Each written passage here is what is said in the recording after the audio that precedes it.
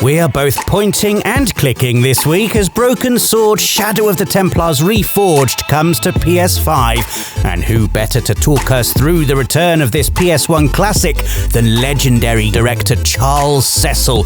All of that in today's episode of the PlayStation Access Podcast. Hello and welcome to the PlayStation Access Podcast, the official podcast of PlayStation UK. I am your host, Rob Pearson, joined today by Rosie Caddick. Hello, everyone. David Jackson. Hello. And very special guest, the founder and CEO of Revolution Software and the writer and director of legendary adventure game Broken Sword Shadow of the Templars. Charles Cecil joins us today. Thank you for such a generous introduction. That's the truth. It's the truth. Bless you. Bless you. It's wonderful to have you on the podcast, Charles. Thank you so much for joining us. The first thing I want to ask you, with Broken Sword Shadow of the Templars Reforged out as of yesterday on PS5 when this podcast goes out, I just wanted to ask you, what has it been like revisiting what for you must be quite a thing that's dominated your life? What's it like revisiting this after nearly 30 years? Well, we are extraordinarily privileged because we have fans who are enormously passionate, and we have a small studio in New York, and it's there's little more humbling than coming out and hearing whispers, and you have parents with their children and talking about how much it means.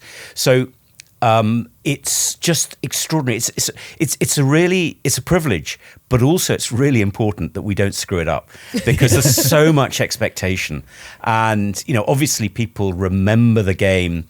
And when we show them the 4K version, they smile and they say, yes, this is, I remember this. And then I can press the button and it'll show it what it used to look like on PlayStation. I mean, it's now 50 times the resolution that it was on the original PlayStation. So it's just completely different. And then that just delights people because what they remember is completely different to how it actually looked in the early days. Yeah, we remember in 4K for some reason. We're like, that's how it looked. It's like, it's not. I know. Rose-tinted glasses. Yes, absolutely. very much so, yeah. So were there any, in revisiting this game, I read the article that you published recently on the PlayStation blog where you mentioned trying to maintain the legacy of that original and using the original pencil sketches as the background and using that as the template for this new 4K version.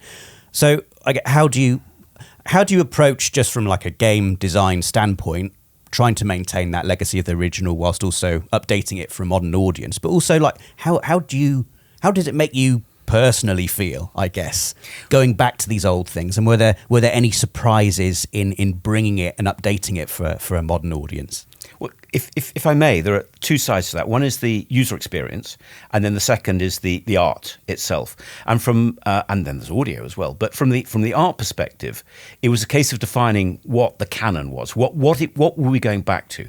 Because we had some absolutely brilliant artists, particularly the layout artist, Owen Cahill, who drew all of the backgrounds in pencil and left notes. And a few of the artists had taken shortcuts. So then the question is the canon the original pencil work, which I said it was, because that was the original intention, or was it the artwork that was then done? I remember in 1996, when games were only sold at retail, you knew that the game would go into retail, it would sell for 6 months, if you were lucky, then it would come out on budget, and then that would be it. Nobody would ever play it again. So I threw away most of our assets. I kept all the physical ones, but the digital ones, like, why would I keep them? Because, and then what happened was, we had the opportunity through PlayStation to actually bring the games back to a new audience. And so we went through all of our backups, and our wonderful programmer, Joost, who took responsibility, got absolutely, frustrated that so little of the digital assets. But we do have all of the original art drawings. and a lot of the original animation cells. So it was a case of going back and then repainting, using the old game as a base, and then repainting from scratch. Because if you're going up a factor of 50, you can't just use AI. It just doesn't work that way. There just isn't the information. And besides which, what we want is the wonderful energy that a human artist will bring. So repainted where we had the originals, we repainted them, and then also as far as upscaling the animations are concerned, a pixel is an eye is less than a pixel. It's just the suggestion. Now at this 4K resolution, you see the eye darting around, you see the expression, you see the eyebrows raised. There's just so much that actually what we're doing is we are completely reanimating all of the facial expressions. And then because the eye is so critical, we're having to reanimate quite a lot of the animation form itself. So we kind of undertook it on the basis that it was going to be a fairly straightforward job, and it's been so much bigger. But part of that is the passion that fans have had that have kind of made it all really, really, really worthwhile. And from an audio perspective, our composer, Barrington Phelan, very sadly passed away. But his wonderful wife, who was very passionate about the project and worked with him on Broken Sword, was able to give us some of the original music at its highest quality, which was fantastic. So she was much better organised than we were. And it's just great to be able to bring all of this stuff together. And how do you feel the audience has changed over the years? Because in 1996, where it deals with things like the Templars and history and uncovering secrets from history. We're pre Dan Brown at that stage as well, and not just in that respect, but just in the way audiences play and consume video games and other forms of media now. It's drastically different. So how do you think Broken Sword is going to land in 2024 versus how it landed in 1996? Or do you think the appetite for this kind of venture is still very much there? Well, I think the appetite for that kind of story is very, very much there. Yeah. And our fans are absolutely convinced that a young Dan Brown must have played Broken Sword because there are so many similarities. Yeah. And I know I've said this before, and I've never made that statement myself because it would be inflammatory, and he's a lot richer than I am. So I would never make that. I would never make that statement. But so I think that the actual story, and I am going to defend point and click because it is a really simple interface, and from that simplicity, you get wonderful complex puzzles emerging. So I think that the reason that there's been a decline in the point and click is because the user journey itself has been stuck back 30 years ago. And I was very flattered. I went to a fantastic event called Adventure X. And this young man stood up and he talked about, the great adventure interfaces. And he said, and of course, the one we all use now is the Broken Sword interface, which is great. But that was from 30 years ago, and people are still using it. And we have the opportunity now to go and say, well, is in 2024, is this what people want? And I have to say, I think the answer is probably no, because particularly using a joypad now, the way that our design director on the game, Andy, has put so much passion into exactly how you can move the controller around, how the cursor jumps, a cone that shows that you've got two opportunities. And we've put, if I'm totally honest, what happened is we put the game out to testers, which is what you should do if you're grown up. And we're not very grown up, but we did. and we got quite a lot of negative feedback. And I thought, everybody understands adventure game. Everybody understands point and click. And the point was, clearly they didn't. So we used that as, one, it was a real shock to get all this negativity. But it was also very positive because it allowed us to then reevaluate. And what we did is we went over and we reevaluated, why are people getting stuck? Why are they getting frustrated? And one was to put a huge amount of work into a new interface that feels much more contemporary, much more innovative. And I hope that in 30 years' time, people will say, this is the standard adventure interface called, Broken Sword version 2. Because we innovated 30 years ago, and we're innovating again. Mm-hmm.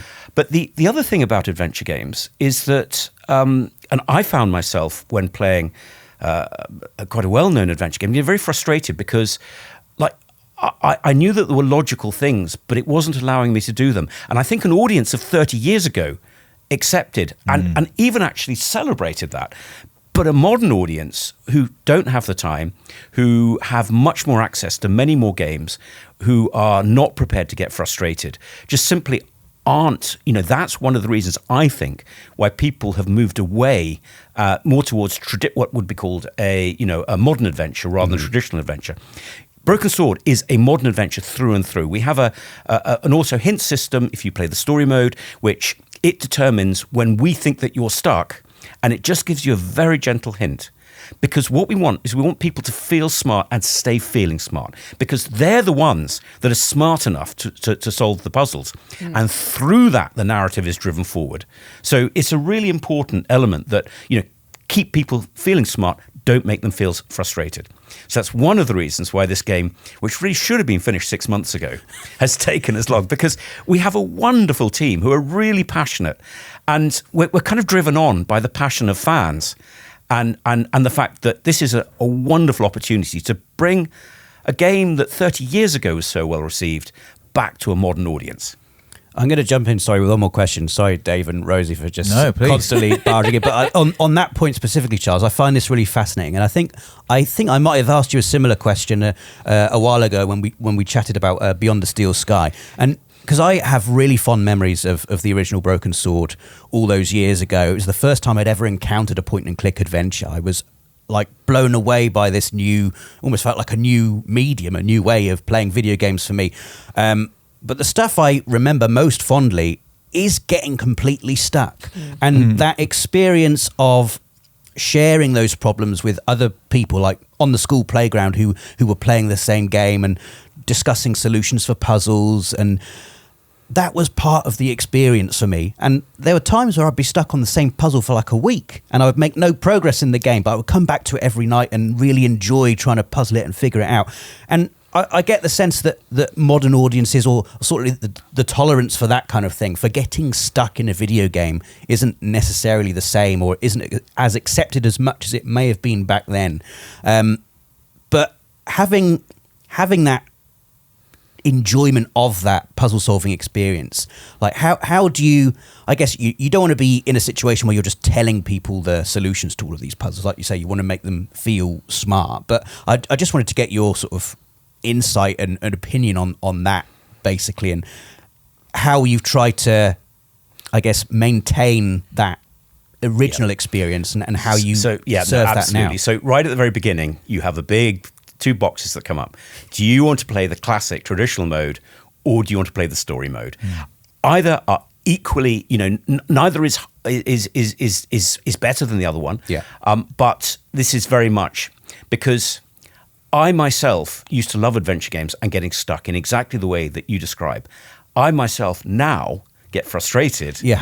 And so in many ways, all I can do is design the story mode to be what I would like, given that I love adventure games and I get frustrated. So I hope it'll work. We certainly, when we put it out to people. So, but to answer your question, the choice is given right at the very beginning. And what kind of excited me was that we had a very smart young experienced lad who came and spent a week, and he played through the game.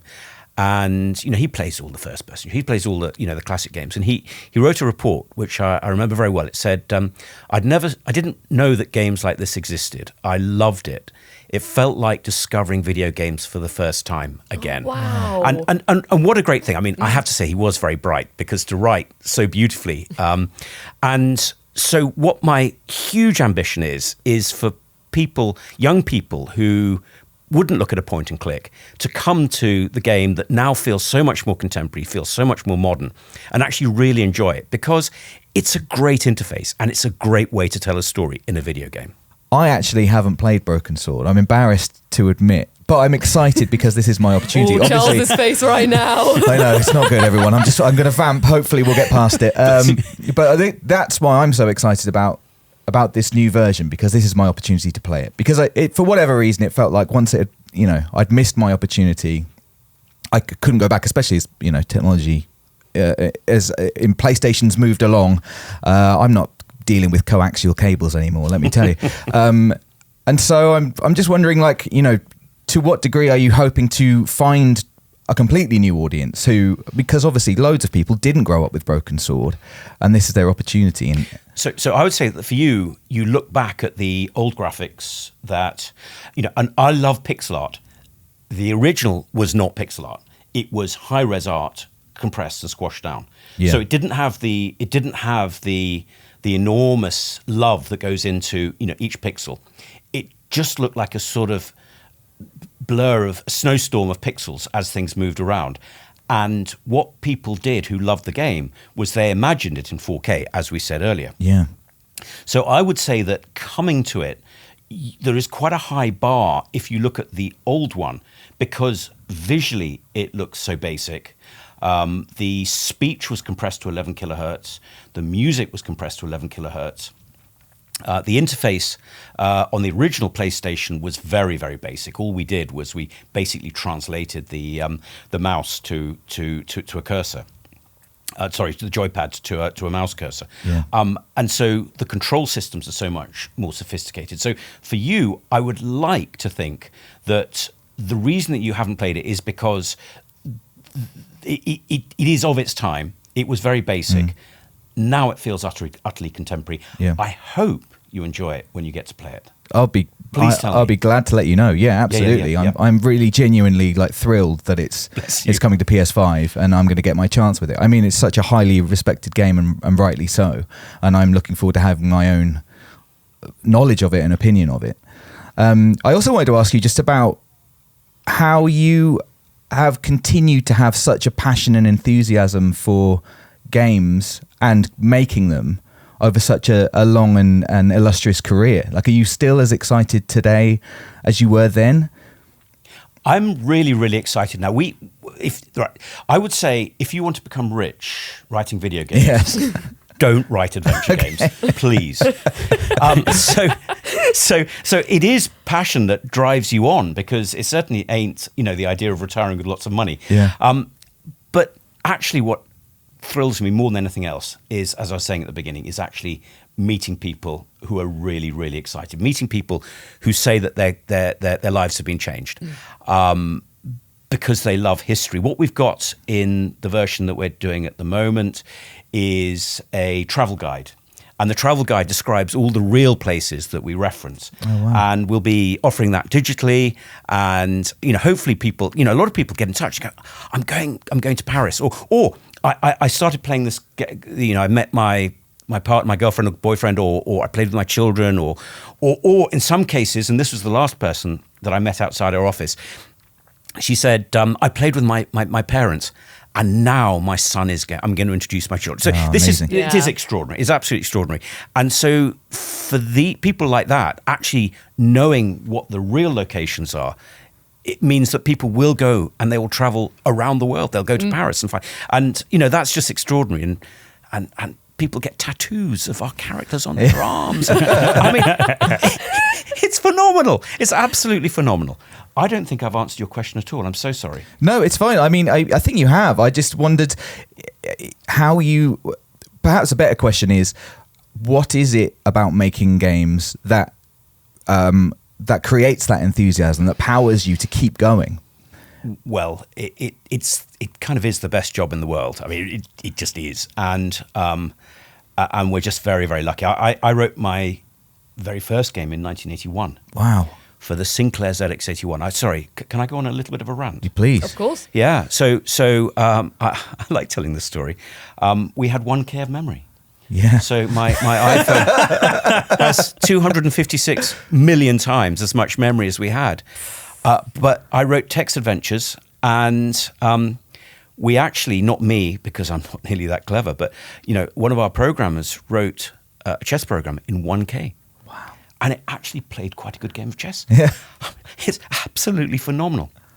So this, obviously we've seen, obviously I've seen extraordinary changes. But in many ways, things go round and round, because if you're telling a story interactively, a lot of the rules from 40 years ago are actually, obviously, it's infinitely more sophisticated now. But at its core, the way that you tell a story and the way that you build up a puzzle has many similarities to the very early days. It also gives me the opportunity to sneakily recycle some puzzles as well, which when you're trying to think of a puzzle and you go, and this one that you've used before keeps coming back and back and back again, and you're confident that nobody will notice, then it's very, very tempting. I can imagine. I mean, I'm sort of going on a tangent of my own here, but I don't often get to speak to you, so this is exciting. But, talking about puzzles, what is the process of putting together? This is a massive question, but I mean, I'm interested in, obviously you're writing the game, you're also writing the puzzles, and how do those things come together? Do you start with a series of puzzles and that you think will be fun, and then you find a narrative to draw them together, or do you start with a narrative and think what puzzles would really, would I throw up for the player here that would make it? Would add something? I always have two documents. I have the story document, which starts off at half a page, and then the equivalent is the puzzle. What are the great gameplay moments, and how do they affect the story? And those two documents grow bigger and bigger and bigger, but they're always separate. Right. So that the story is a standalone story that somebody could read and it would make sense. And, clearly, I mean, what we did for Broken Sword 5 is we had to start very early. So we thought, great, we'll have Nico hanging from a cable car with George and gunshots going on. And that sounded like a great climactic moment. None of that appeared either in the story or the puzzles at that particular point. So we had to retrospectively fit that into the gameplay. But broadly, great puzzles are when a number of minor things all come together in a sort of climax. And you'd say the same thing about a story as well. So you want the two. And what I try and do, and not always, and this is a big difference to, say, the LucasArts games, which are much more slapstick, is try and make sure that any puzzle, it conforms to the motivation of those characters at that time and the world state, so that if you really think and you keep thinking, you keep exploring, the puzzles will emerge. The solutions will emerge. And another thing that we've done in the story mode for Broken Sword Reforged is when you click on incidental hotspots, we remove them after you've looked at them and interacted. In other words, what we're doing is we're rewarding the player for exploration by focusing the solution. So all of these things, sorry to mush all of these things, but all of these things is just basically to try and make the game feel like it is helping you to move rather than hindering you in moving forward. Yeah, absolutely. And I'm a big mechanics guy. I love mechanics in games. That's probably my favorite thing. Obviously, stories are super important and tying everything together. But I'm unashamed about my love of mechanics, and as I said, I haven't played Broken Sword. I've obviously heard a lot about the goat puzzle. But is there a puzzle in the game, whether it's the goat puzzle or another, that you are like just so proud of, that you really think is just like the best one in the game? Oh golly! Are you like secretly hoping Charles will reveal the solution? No. I'm just interested in as a mechanics. What is the quintessential example of that? All that coming together? Do you think? Oh gosh, that's. Can I sidestep that slightly, please, and just talk about the opening puzzles, which a lot of thought went into, and. What you really want to do in designing a puzzle is to have the player able to move in a linear direction down multiple paths, and then you can pull all of the elements together, as I say, in a climactic movement. But you've also got to ensure that the player knows what's going on, they know what their immediate objective is, but not how to succeed, obviously. And then you've also got to motivate them. So you've got to give them enough information, because and I am going to come back to answer your question, but one of the big differences between, say a film, a linear narrative, and an interactive narrative is that while both want to create an empathetic relationship between the audience and the protagonist, the hero, what a linear narrative does is it has the time to create that empathy. And in a film, you can take up to a third. You've got plenty of time. In a game, because you're requiring the player to work, and because you need to give them both the motivation and the knowledge, you have almost no time to give them to set that up. Which is why adventure games will almost always have cutscenes, which is creating enough interest, creating enough empathy, so that when the game starts, you care enough to actually start solving the puzzles because you're intrigued, you're inquisitive. Yeah. That hasn't answered your question. I was still interesting though. Can I come back to that? Absolutely. I mean, it's a huge question. Can you tell me one of your favourite puzzles in your game? I'm quite fond of all of them, actually. Can I just say something else? Now, the other thing about adventure games, of course, is that because the interface is so simple, you do have a limited armory in terms of what you can. We don't have physics in there. We have timing to a limited extent, and that's one of the reasons why so many adventure games from the earlier 90s were slapstick, Right. because. And also why, for example, LucasArts, and I think LucasArts are brilliant, but you had, I think, 8 verbs. And what we did is we moved to 1 verb. We said, of those 8 verbs, you're going to spend, as the player, you're going to spend the vast majority of your time clicking on things which give you a null response. Yeah. And we went in reinventing the adventure in a way.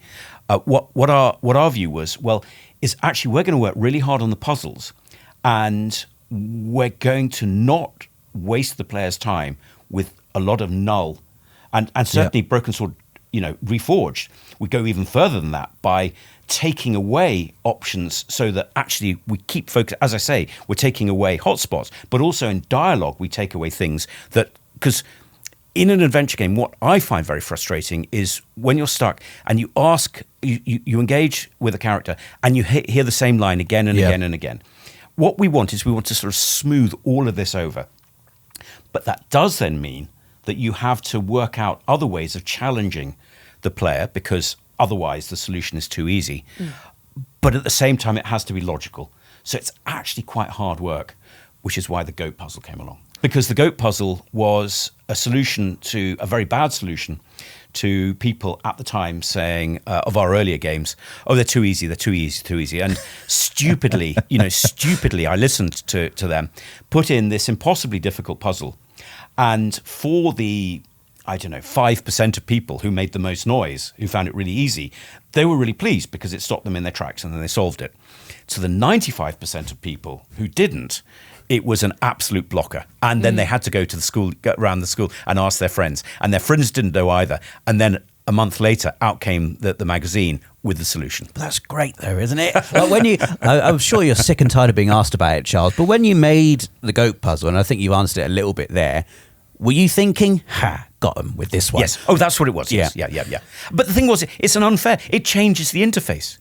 It changes the interface. Yeah. I mean, the other thing that's unfair in the original is that there are some puzzles later in the game where you are required to examine, use the to examine using the circle button, and we didn't in any way. At no point were you required to do that. And so what the interface now does is its cone. It offers you, and every time it offers you both the interact and the look at, so that you can never forget that you need to look at.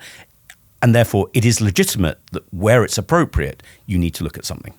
Yeah, I'm sorry if I've just been listening, but literally everything you've said, I've been picturing it with Broken Sword and everything. But even when you're saying about having the 2 options of examine or interact and look at, there's been so many point and click adventures where a lot of puzzles you actually need to examine it first before the character will even like pick up the item or something like that. Unless you actually physically make the character acknowledge it's a thing, then they'll just be like, I don't know what this is. And then that's like a puzzle, a key element of the whole adventure and like you progressing that you just don't realize. So I think it's great that you've even from your answers in general, like when you said that you got the feedback from testers and stuff, how you've really taken that on board and you've just thought, okay, right, so what can we update in order to make this, you know, experience more smoother for new players or even just in general? Because I loved it as well when you said that people saying the game was too easy, because I played Broken Sword. I remember having the demo for it, and I was like a kid at this point. So, you know, my brain wasn't fully programmed, you know, I could barely, you know, not like now. Yeah, not like now, of course. But I remember just being in the first area of Broken Sword for ages. Like couldn't even go down like the sewer and area and stuff, because as a kid it was like one of my first point and click experiences, and like you said, Rob, I'd never played anything like it before. So I remember just being stuck on that for ages. So hearing you say like, I'm sorry. No, not at all. It was my, you know, I was playing it. I mean, the game is the same age as me, so I was playing it when I was like 4 or something. And it was very different to games like Crash Bandicoot, where it's like you start here and you end there. This is one way I actually had to think about the puzzles and stuff, which I think is why Broken Sword has resonated with me for so long as well.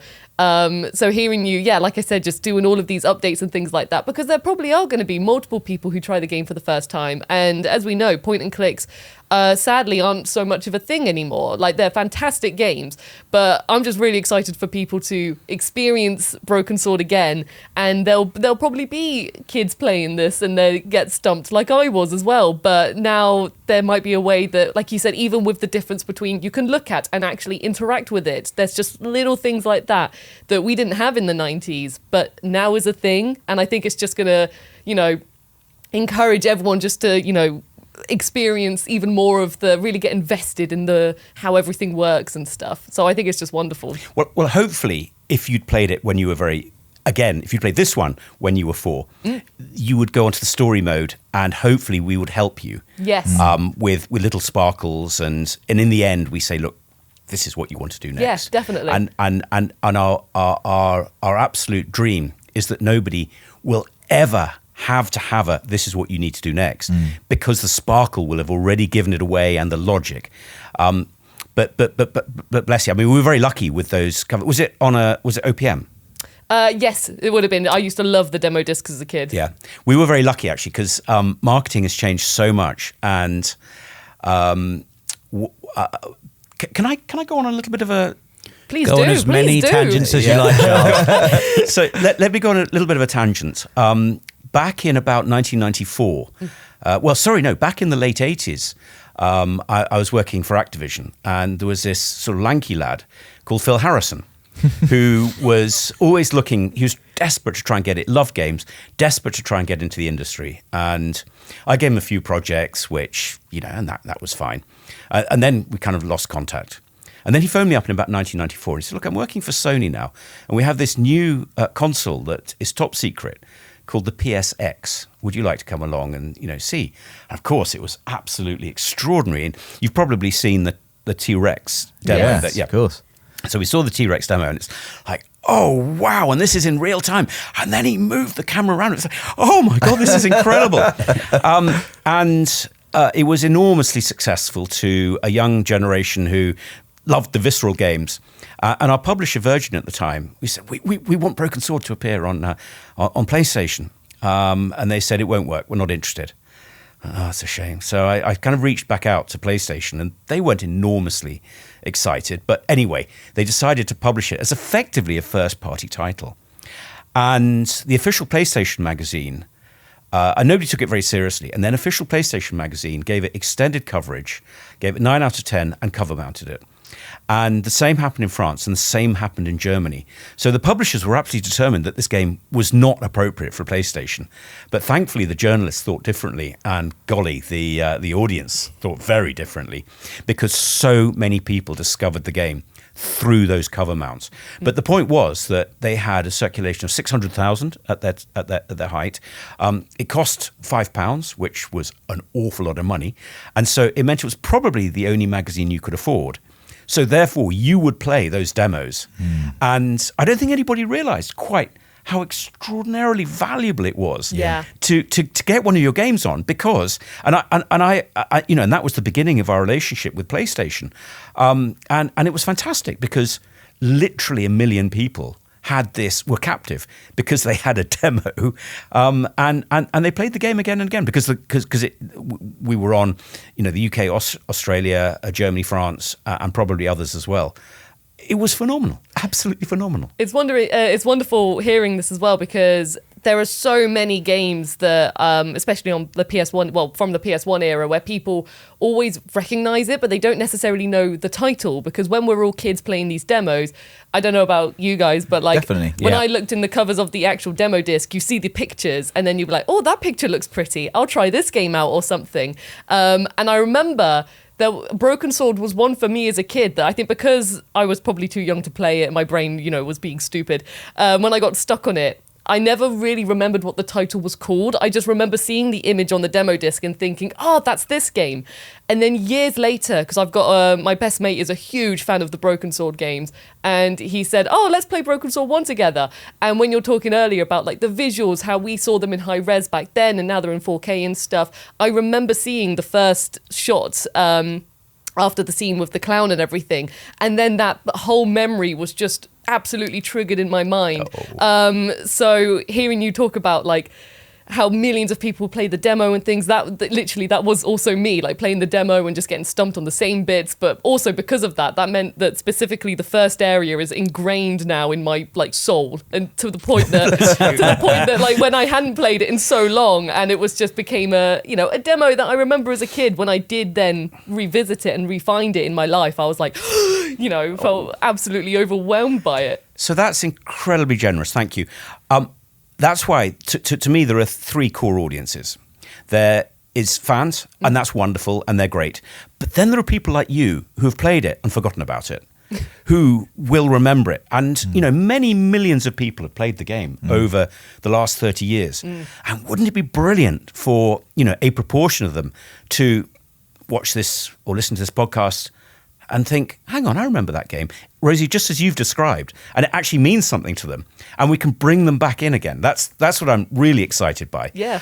Or indeed a new audience as well. So we think about all 3 of those. Well, that's the thing. When you announced Reforged, I fully went, yes, I'm finally going to finish this game, because I don't have like a stupid child brain. I'm actually going to solve the puzzles. And like I've heard about the goat puzzle. I didn't even get that far in the game. I've heard it from Rob, and I'm like, I'm gonna do that goat puzzle. I'm gonna get past the first area. And I even remember playing Broken Sword 2 on PS1 as well. And when I was reminded about Broken Sword 1, I had a copy of Broken Sword 2 on PS1, and I was like, well, I borrowed it from my brother, and I was like, yeah, okay, I'm going to play this. And again, I got so far, but it was one of my first point-and-click experiences. So again, when there was a puzzle I didn't know, I was like, I'll come back to this another time. But now I'm like, no, my brain has developed. I'm excited to go back into the world, see the stunning visuals in the game as well. And also, like when you say that in the PS1 days, like an eye was a single pixel. And even then, I remember the animation and the art being stunning in Broken Sword. Like that was the thing that resonated in my brain and unlocked the memory, was the visuals of just the first scene alone. So I'm really, really excited to see, like now it's in 4K. I mean, have you made... Since it's all come up in 4K, have you and the team like made characters more expressive in a way that necessarily you couldn't in the past, or? Well, sorry, you're much better at asking questions than I am at answering them. So sorry. I'm so sorry. I'm going to have to go back, because what we were talking about also was other ways that what the canon was, and clearly a lot of the characters. In low res, you don't see the detail. You don't know what it is. So what our wonderful animators did is actually go back to the character sheets in many cases. What should the braid look like? What is it that's hanging from Albert the concierge? They're keys. Okay, we'll draw them as keys. But I'd love to show you later, right at the very beginning, when he picks the newspaper up. In the original, of course, he goes like this, and it is beautifully animated. So you get the form, but there is no detail in the face. And now, of course, he actually gives a rather cheeky glance to the camera, just for a moment. And then his eyes go down and his eyelids come down and he's reading it. And then when he puts it up, he smiles and he puts it away. And all of that is completely new. It's probably what you remember happening. Yeah. But it didn't. So what we're now doing is taking it to the next level and putting all that detail in. And that's a key as well, because, for example, like when I played as a kid, when he picked up the newspaper, I probably would have just thought, oh, he's just put that in his pocket. But now, even with subtle little updates and things like that, where you can be more expressive, it's like, oh, he's reacting to this newspaper. Like, maybe this could help me with something else. It's a key thing that he's put in his pocket there. So I'm really excited just to see so many people, like fans of Broken Sword, newcomers as well, just to play it and all just, basically relive the 90s, I guess, with like talking about their stories and the puzzles and what stumped them. And also reliving the 90s, because the 90s was a very, very different era. I mean, in Broken Sword, you go to Syria. And Syria is this wonderful, peaceful country full of extraordinary people who help you succeed. And obviously to a new audience, it's tragic, but Syria means something quite different. So I think that's a really good point, if you don't mind me just coming back to you on it. Please do. That the 90s, the internet didn't really exist. It was in its infancy. And there was a different time. It was a different time. So in many ways, what Broken Sword does do is it inadvertently captures a different era where maybe things were simpler. Maybe, George and Nico's relationship was, a fun and it was a teasing one. But perhaps they could have that relationship because the dynamic of the world at that time was as it was then rather than as it is now. Have you done any updates to sort of things that were in the 90s that aren't as necessarily suitable, I guess, for nowadays? I'm guessing, have you updated loads of, well, not loads, but... I haven't a writer at the time, Dave Cummins, was very progressive. So actually, sadly, he's passed away, but he left us with a script that was almost completely fit for purpose for 2024. There were two things that we've changed, very minor. The first one is that we have a carpet seller about halfway through, and it really worried me that he looks sort of stereotypical 1940s. And a lovely journalist came bouncing up to me a few years ago, and he said, I'm Syrian, and Broken Sword is the only game that has Syria, and I'm so excited. And I was really thrilled, and I said, but do you not feel that this particular character is a little bit stereotypical? Oh, he said it doesn't matter. And I smiled, but it kind of did. And it kind of did. And so it's wonderful to go back and not change, just change the character. So his animation slightly, he doesn't look quite, and so that's pretty much it, apart from one other. And that is at the very end, Nico's tied up and George can kiss her. And she says, George, you took advantage of me. And that feels a little bit outdated as well. So, there are two things that I would hope that nobody would notice, but I do. And I think that it's important to address those. And neither of them were appropriate, 30 years ago, but they're even less appropriate now. Beyond that, I'd hope that people will play the game and they won't find anything else that is not appropriate for the modern day. I wanted to ask you, Charles, just because we've talked about demo discs, and I'm so, as I'm sure you were, I'm absolutely made up for you that the lovely words that your work experience chap wrote about playing the game. I would never have played a game like this, and it's opened my eyes to a whole new world. Is there going to be a PS5 demo of the game? At the moment, we are completely focused on publishing the game.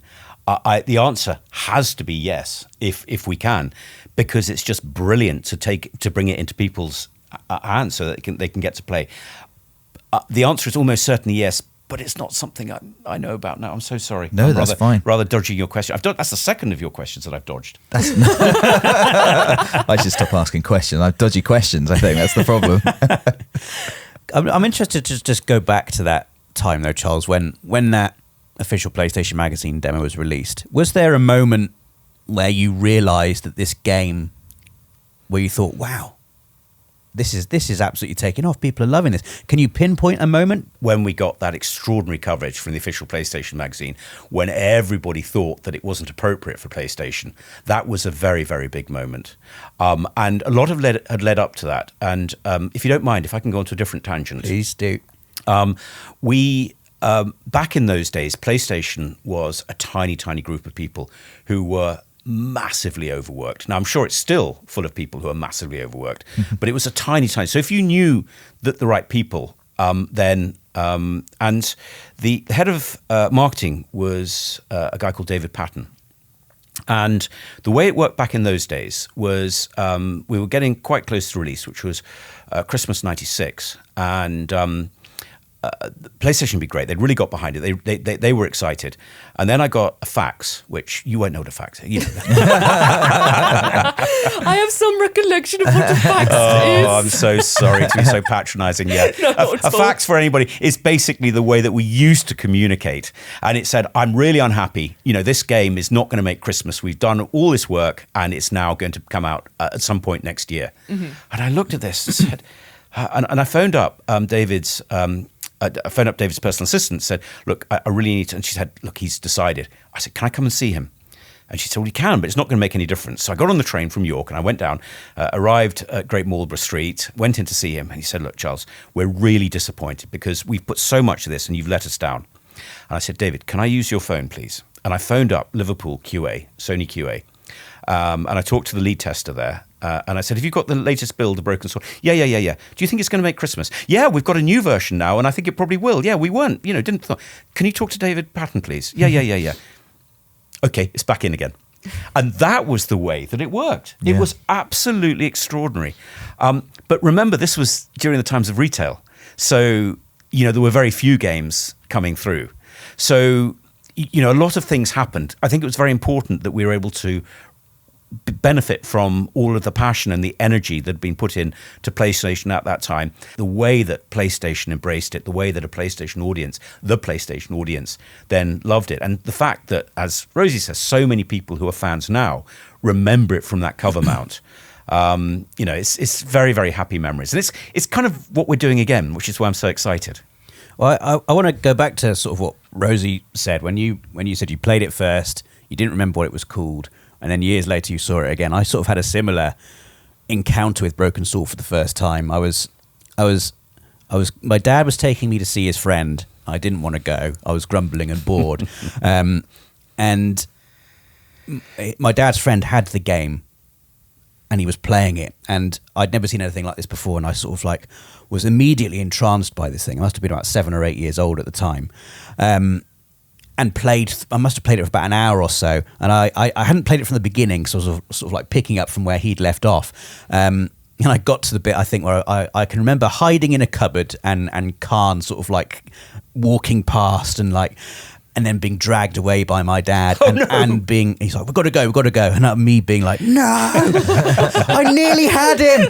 And my dad's friend being like, you're nowhere near, mate, nowhere near. Like, I've got like a 30-hour save on this game, nowhere near. And then I didn't know what the game was called. And then again, like seeing it, it must have been probably official PlayStation magazine, and realizing, oh my God, that was the game. So I think to Rosie's point, like there is sort of there's a vividness in the style of Broken Sword that I think just captures people and just brings them in. But this is just to say, I imagine over the years you've had many people tell you their stories of how they encounter Broken Sword or what it means to them personally. Do you have any example? What's the most obscure place or situation you've been in where someone has spoken to you about Broken Sword, perhaps unexpectedly? Ha! Thank you. See, that's a good question, Rob. Yeah. I'm not gonna sidestep that one. So I think probably, and this has a PlayStation. This has a PlayStation angle as well. Perfect. Excellent. Yeah. You've top marks. So, going to go and see PlayStation in London, and I was late, so I got a taxi, and the taxi driver, I said I'm going to PlayStation, gave him the address, and he said, oh, so what do you do? I said, I write games. I went, oh, any I would have heard of? And I went, no, because I knew he wouldn't. So he said, go on, try me. So I said, okay, Broken Sword. And he turned around and he said, am I allowed to swear or not? Why don't you give it a go? Give it a go, We'll yeah, beep it out. He said, "Are you the that came up with the goat puzzle?" And do you know what? I felt so proud. Recognised by a London cabbie. Oh, that's amazing. That's when you've made it. I'll tell you one other example, actually. There's a playwright called Alan Ayckbourn, who is, I think, the most prolific living English playwright. He's very, very, he's phenomenal. And I had the pleasure of watching a university play. I was sitting next to him. We started chatting. And I was kind of in awe of the plays that he wrote. And at the end of it, he turned around. He said, "It's been great talking to you. What do you do?" And I said, "I write adventure games. I write, video games, adventure games." He said, "Oh, which one?" I said, "Well, a game called Broken Sword." And he looked at me and said, "I spent hours chasing clowns down sewers, And that was really good. He said, "I love adventure games." And he is a really eminent playwright. And this is the joy. And the fact that, on this game, Barrington Phelan was a phenomenal composer of music. And Rolf Saxon is a, brilliant actor. And our layout artist, Owen Cahill, had a lifetime of experience creating layouts for the Don Bluth studios. And Beneath the Steel Sky, we'd worked very closely with the wonderful Dave Gibbons. And it's just such a pleasure actually being able to work with people from different mediums who bring so much, and they bring a completely new and a diverse view towards how a game could be. And the relationship will work really well, provided ultimately they accept that we have a complete carte blanche on the gameplay. We have to be the ones that control the gameplay. Mm-hmm. But beyond that, and you mentioned the demo disc and playing Broken Sword 2, but you probably don't remember it. It starts in Marseille, in the docks. Yes, I do remember, because this was and you have to speak to the. Oh, he's in all green, isn't he? Yeah, Sacco. Yes. Sacco. Again, so it was the visuals that I always think, and I'm like, I remember that guy, I remember the docks. So again, it's the visuals. I'm always like, Broken Sword. Well, actually, when you come to York, I shall show you all of the locations that inspired Marseille, because I'm afraid we stole some of them. It still looks like Marseille, but it looks like any dock. But I remember quite well, Owen, who, as I say, was our layout artist, said to me one day, "I want to change the angle at which we view the screens." And I said, "Owen, you can't, because obviously the sprites are all drawn." He went, let me try. I went, "Owen, honestly, we're really busy. We don't have time." And he just kept going. And in this location, and in the end, he just wore me down. I went, okay, just send us a couple of screens and we'll do it. But it won't work. Anyway, of course it did. Because ultimately what's important is not realism. What's important is believability. Mm. And when, one of the reasons that they work so well, and that intro at the beginning, is that actually, if you look at it as a whole, it makes no sense whatsoever. Because what he's done, he has the knowledge of exactly where the camera is panning across. And as you pan across, so he changes the perspective. In other words, he is rotating the camera effectively. Okay. In the Ferrari scene, the camera changes completely in the way that it moves. But it's actually a camera just moving across. And what I think the reason that resonates is because clearly it's not 3D. It is clearly an absolute expert with a lifetime's experience working and actually playing with the perspective, playing with the visuals, bringing forward 100 years of knowledge. Whereas obviously 3D is completely accurate. Yeah. Mm. But as I say, it's not the realism, it's the believability. And actually, as long as you trust the artist to really know what they're doing, you can actually push quite hard. As long as you've mastered the art form, as long as you know exactly how it should look, then you have plenty of latitude to change it up to a certain point. And then you suddenly cross that point and it's no longer acceptable. It's no longer, believable. Sorry, I've gone on another tangent here, haven't I? Not at all. I'm just listening and I'm just like, oh my God, this is fantastic. I'm taking in like all the just knowledge from Broken Sword behind the scenes. I'm absolutely loving it. Yeah, we unfortunately are running out of time, Charles, but I think We've only just started. Just to wrap things up then, if there are people listening to this who haven't ever played a Broken Sword game before, Like me. like Dave, but you've played Beyond a Steel Sky, you're familiar with point and clicks. Like if there are people who maybe not even haven't even encountered the point and click or adventure genre before, what would you say to them when they're coming to pick up Broken Sword Reforged on PS5? Do you have any sort of like departing message to them as they experience this game for the first time? Yeah, please give it 5-10 minutes. Rosie was talking about Crash Bandicoot. Obviously, Crash Bandicoot gives you an immediate response. And so please give it 5-10 minutes. Start on story mode. And if you enjoy stories, if you enjoy a narrative being told, this is 30 years. This is absolutely endured for 30 years, still very popular. But one of the things that I haven't talked about, which if I have time just to go on a slight tangent, is the fact that there were lots of different elements that were slightly, as far as the continuity was concerned, there were slight mistakes. Now, you were talking, somebody was talking about the assassin. Sorry, you were talking about the assassin coming back to the hotel room. In that particular case, for example, he in the original is wearing the trousers because, without wishing to have too much of a spoiler, the trousers are important because he's discarded his jacket. Yeah. But he's then wearing a purple jacket. He walks into the hotel room and he changes into purple trousers. Now, the question that nobody asks, but you subliminally you're wondering is, how did he get that purple jacket? Like, did he come back to the hotel? Because he must have done. Because if he didn't, then how did he get that jacket when he was wearing the jacket that he discarded? And subliminally, all of these questions go round. And the other thing that we've been able to do is just very subtly correct things. In the very first scene, where you go into, in the second scene, when you go into the cafe interior. Now, nobody's noticed this, but in the intro, there's an explosion on a stool by the bar.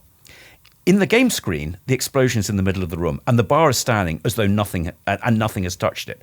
It makes no sense whatsoever. Nobody noticed it, but what people do realise is that something is just slightly wrong. Yeah. So what my feeling is that I will justify everything that we've changed because I think it's important, either for continuity or, as in the case of, there's two things I mentioned earlier, things that I think are probably things that have worried me over 30 years.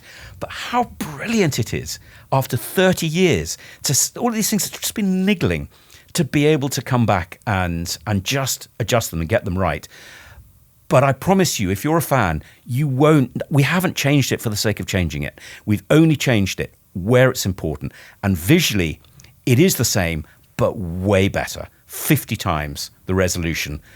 But it's based with a deep love and a deep respect on the original. So give it a few minutes, start on story mode, and if you love the way that stories can be told and you're the one solving the puzzles and driving the story forward, then hopefully you'll love the game. Fantastic. Charles, it's been, as always, an absolute pleasure speaking to you and listening to your you so much. stories and your experiences. Broken Sword, The Shadow of the Templars Reforged is out now on PS5. Please do let us know if you are playing the game for the first time or if you are replaying it after nearly 30 years. We'd love to hear from you. Otherwise, we will see you again in 2 weeks' time for another episode of the PlayStation Access podcast. See you then.